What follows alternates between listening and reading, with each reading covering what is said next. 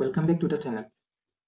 আমি Microsoft Word যোনটো last class আছিলে ক্লাছ নাম্বাৰ 2 তাত আমি কিছুমান বেসিক ফৰ্মেটিং শিকিছিলো যোনটো কোৱেশ্চন পেপাৰ বা আছে স্কিল টেষ্টৰ সিলেবাছত আছিলে বেসিক ফৰ্মেটিং তাৰ ওপৰত অলপ চালো font then font size highlight কেনেকৈ কৰে bold italic underline different type of underlines এই গোটেইখিনি চালো দেন আমি পেৰাগ্ৰাফৰ লাইন স্পেচিংটো আমি চেক কৰিলো তো তেনেকৈ আৰু লাষ্ট আমি শিকিছিলো মেথডছ কেনেকৈ ইয়াতে আপোনালোকে ৱাটাৰমাৰ্ক দিব তো যদি সেই দুটা ভিডিঅ' চেক কৰা নাই এবাৰ গৈ চেক কৰি ল'ব তো আজি যোনটো ভিডিঅ' আজি ক্লাছ নম্বৰ 3 আৰু আজি আমি শিকিব গৈ আছো এবাউট ইনচাৰ্টত কেইটামান ল'ম দেন আৰু বাকি ইয়াতে মই যি দিছো এই কুৱেশ্যন কেইটা চাবলৈ আমি আজি চেষ্টা কৰিম তো পেৰাগ্ৰাফ মই সেইটোৱে লৈছো ভাস্কৰ বৰ্মনৰ পেৰাগ্ৰাফটোৱে লৈছো আৰু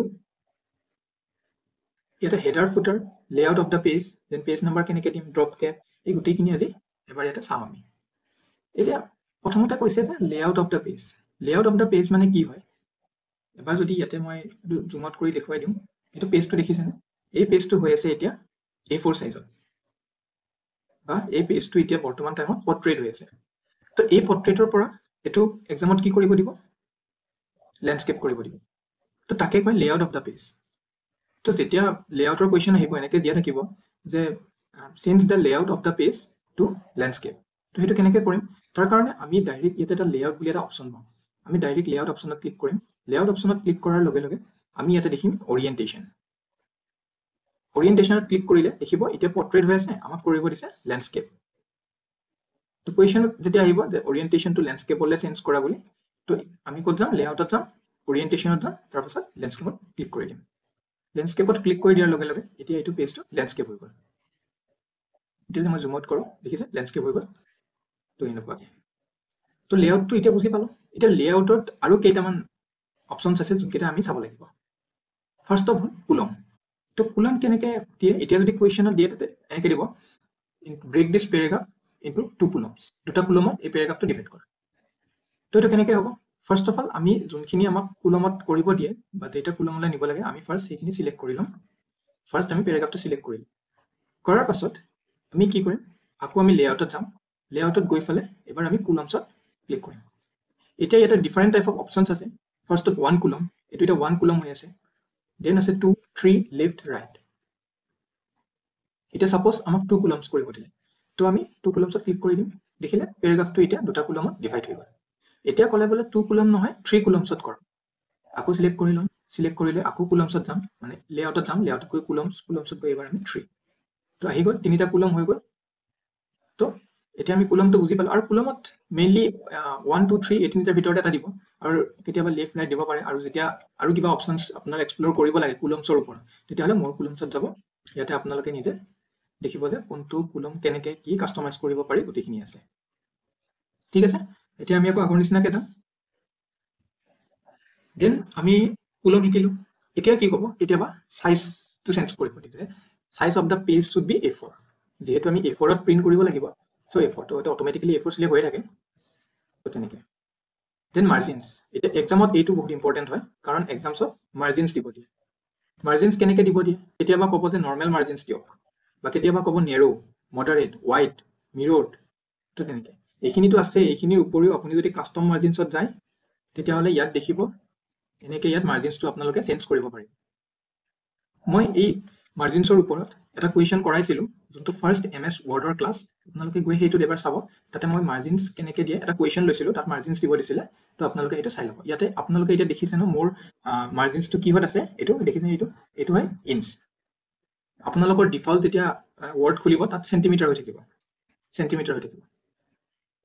তো এইটো কেনেকৈ চেঞ্জ কৰে এই ইউনিটটো ইয়াতে কেনেকৈ চেঞ্জ কৰে তাৰ ওপৰতো মোৰ সেই ফাৰ্স্ট ক্লাছটোতে ভিডিঅ'টোত পাই যাব এবাৰ সেইটো গৈ চেক কৰিলে তাত দেখিব ঠিক আছে তো এই চাৰিটা আমি শিকিলো লেআউট শিকিলো এতিয়া আৰু বাকি যোনখিনি আছে সেইখিনি বাৰু এটা বেলেগ এটা ক্লাছত চাম কিন্তু বৰ্তমান টাইমত আমি আৰু কেইটামান ইম্পৰ্টেন্ট বস্তু চাম সেইটো হ'ল হেডাৰ এণ্ড ফুটাৰ এইটো বহুত ইম্পৰ্টেন্ট হয় হেডাৰ ফুটাৰ কিয় কৈছো ইম্পৰ্টেন্ট হয় কাৰণ এক্সামত যেতিয়া আপুনি এক্সাম হলত সোমাব তাৰ পাছত আপুনি কম্পিউটাৰত বহিব তেতিয়া এইটো এক্সাম চেণ্টাৰৰ ওপৰত ডিপেণ্ড কৰিব কিছুমান এক্সাম চেণ্টাৰত কৈ দিব যে গোটেইকেইটা পেজতে যি ডকুমেণ্ট বনাব সবতে হেডাৰ দিব হেডাৰত আপোনাৰ ৰোল নাম্বাৰ লিখিব আৰু ফুটাৰত পেজ নাম্বাৰটো দিব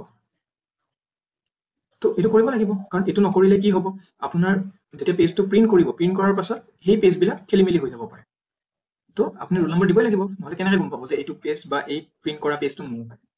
তো হেডাৰ এণ্ড ফুটাৰত যিহেতু আপোনাৰ ৰোল নম্বৰ লিখিব লাগিব, তো এইটো কেনেকৈ কৰে? ফাৰ্ষ্ট অফ অল মই এইটো গোটেই জুম আউট কৰি দিছোঁ, এনেকৈ হ'ল। এতিয়া মই ফৰ কনভিনিয়েঞ্চ মই লেআউট যোনটো আছিলে অৰিয়েণ্টেশ্যনটো মই আকৌ পৰ্ট্ৰেটলৈ লৈ যাম। তাৰপাছত মই হেডাৰ এণ্ড ফুটাৰ দিম। হেডাৰ এণ্ড ফুটাৰৰ কাৰণে মই কি কৰিম? প্ৰথমতে আমি হোমত আছিলোঁ, হোমৰ পৰা আমি এতিয়া যাম ইনচাৰ্ট। ইনচাৰ্টত গৈ ফালে এতিয়া বহুতকেইটা অপশ্যনছ দেখিব।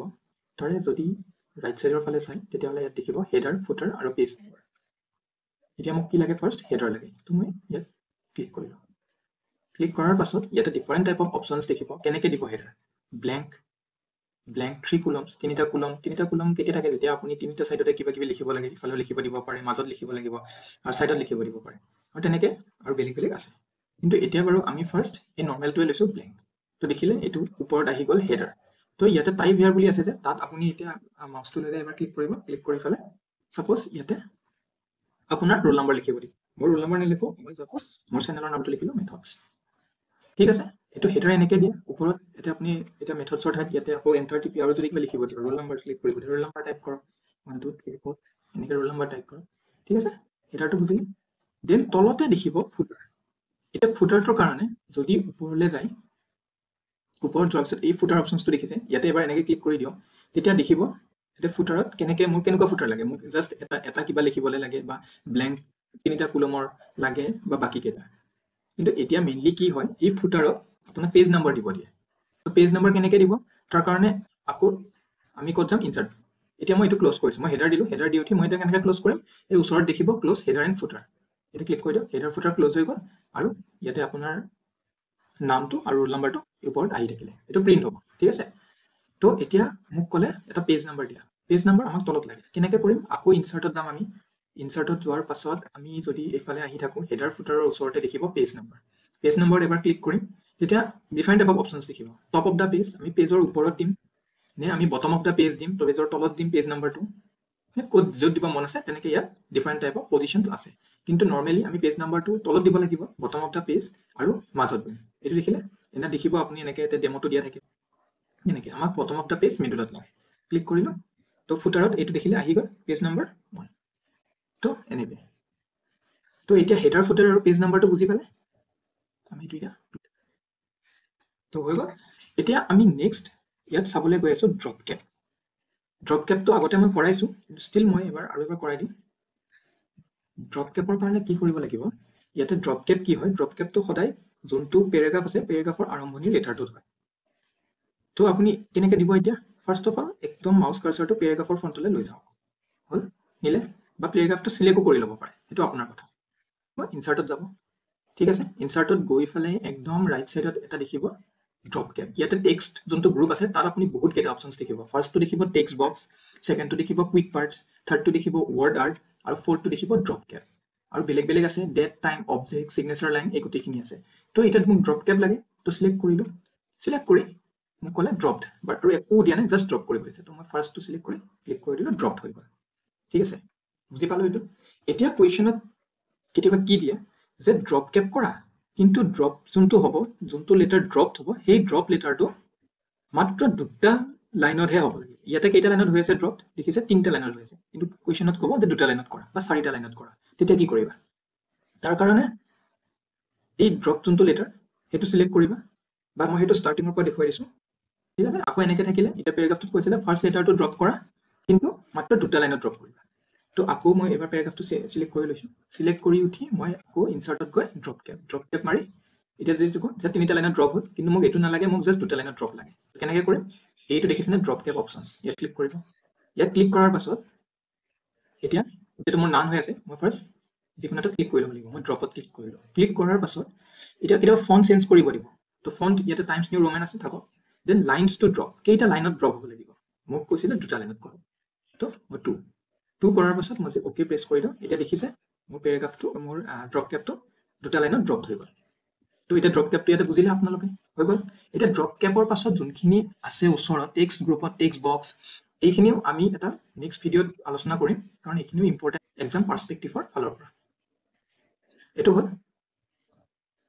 দেন এতিয়া কৈছে যে ইনচাৰ্ট এন ইকুৱেশ্যন, এইটো এটা ইকুৱেশ্যন দেখিছে a square plus b square is equal two c square, এইটো ইকুৱেশ্যন আপোনালোকক ইয়াতে ইনচাৰ্ট কৰিব দিছে। এতিয়া এইটো ইকুৱেশ্যন বাৰু ইজি হয়, এইটো ইকুৱেশ্যন আমি যদি বেলেগ মেথড নলগোৱাকৈ এনেকৈ লিখিব পাৰিব a square b square is equal two c square. ইয়াতে যদি এতিয়া মই সেই এইটো মেথড ইউজ কৰোঁ, টুটো লৈ গ'লোঁ, দেন মই যে কৈছিলোঁ লাষ্ট ক্লাছত হোমত গৈ পেলাই যোনটো ছুপাৰ স্ক্ৰিপ্ট আছিলে এইটো যদি ইউজ কৰোঁ, দেন মই আকৌ যদি টু চিলেক্ট কৰোঁ, টু চিলেক্ট কৰি আকৌ যদি স্কুৱেৰ, আকৌ c স্কুৱেৰ, স্কুৱেৰ থাকিলে এনেকৈ কৰিম। কিন্তু এইটো মেথডত কৰি থাকিলে আপোনাৰ time consuming, it will take time. কিন্তু আৰু যদি কুৱেশ্যনত এইটো ইকুৱেশ্যন নিদি কিবা বেলেগ ইকুৱেশ্যন দি দিয়ে য'ত ফিজিক্সৰ ডিফাৰেণ্ট চিম্বলছ থাকে, সেই চিম্বলছবিলাক ইউজ কৰে, তেতিয়া কেনেকৈ কৰিম? তো এইটো বহুত চিম্পল হয়, আৰু ইয়াতে চিম্পলে দিব ইনচাৰ্ট ইকুৱেশ্যনত। ইনচাৰ্ট ইকুৱেশ্যন কৰিব দিলে আপুনি ফাৰ্ষ্ট ইনচাৰ্টত যাব, ইনচাৰ্টত যোৱাৰ পাছত একদম লাষ্টত দুটা বস্তু দেখিব চিম্বলছ বুলি, তাত এটা ইকুৱেশ্যন থাকে আৰু এটা চিম্বল থাকে। যেতিয়া ইকুৱেশ্যনত ক্লিক কৰিব অলৰেডি দেখিব ইয়াতে ডিফাৰেণ্ট টাইপ অফ ইকুৱেশ্যনছ ইয়াত ৰাখি থৈছে।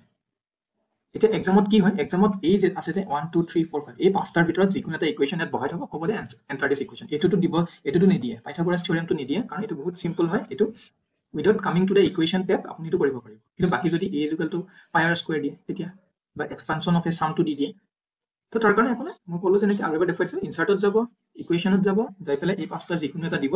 ছাপ'জ মোক এতিয়া এক্সপানশ্যন অফ এ চামৰ ইকুৱেশ্যনটো পুট কৰিব দিলে, তো মই এইটো ক্লিক কৰি দিম এবাৰ, ক্লিক কৰি দিলে দেখিলে এইটো ডাইৰেক্ট ইয়াতে আহিয়ে গ'ল, এনেকৈ দেখিছে, এইটো হৈ গ'ল।